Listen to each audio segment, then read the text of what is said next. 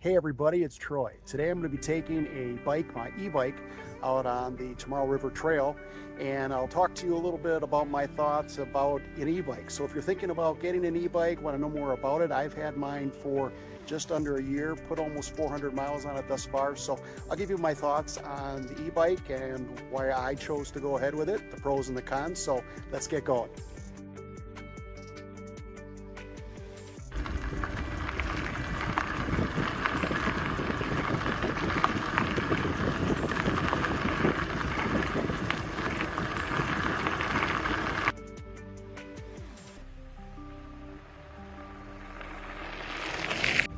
All right, so we're en route right now, and as I mentioned earlier, I have an e-bike, and I fought this for quite some time. I felt, e-bikes are cheating. You're getting all help all the time, and the more I researched, the more I found that that is not true. Various e-bikes have different gear settings, different assist levels. I have 3 levels, actually 4. No help, 1, 2, and 3, 3 being the highest amount of help. I keep it in 1 because I want to work. And the reason I got an e-bike is that I'm 60 years old right now, going to be 61 in August. And about 12 years ago, I was getting weakness in my legs, balance issues, and we did some research and found that I was experiencing spinal stenosis, which is a tightening of the spinal column. In my case, it was the C5 vertebrae that was just pinching. And that's why I was losing balance and strength. I mean, I did CrossFit, Taekwondo, all that kind of stuff, weightlifting and everything, and I just didn't have strength anymore.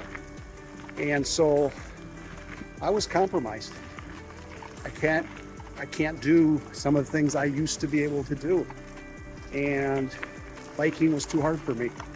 So e-bike allows me to get out.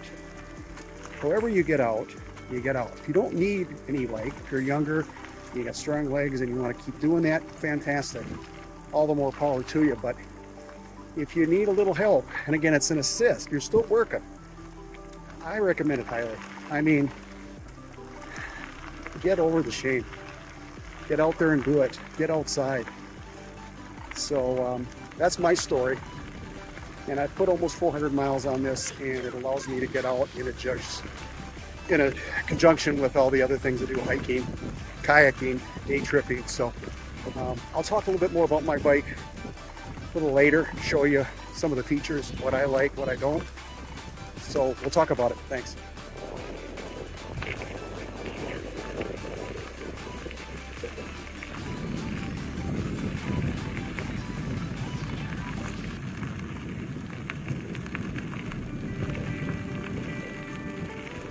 All right, so here's my ride. It is the Specialized Como 4, and it is more of an upright model, and I kind of fought this for a long time, but I'll tell you, after talking to the salesperson on how I was going to use this, it was definitely more comfortable than leaning over more forward in my situation. So I've got a fairly upright setup in here, and it is absolutely unbelievably comfortable.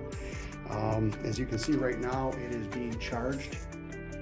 And you basically just plug that in, and in one of my sheds outside, I actually have an outside plug, so I plug it into there, but of course you can do it in your garage or whatever, so it's pretty easy to do that.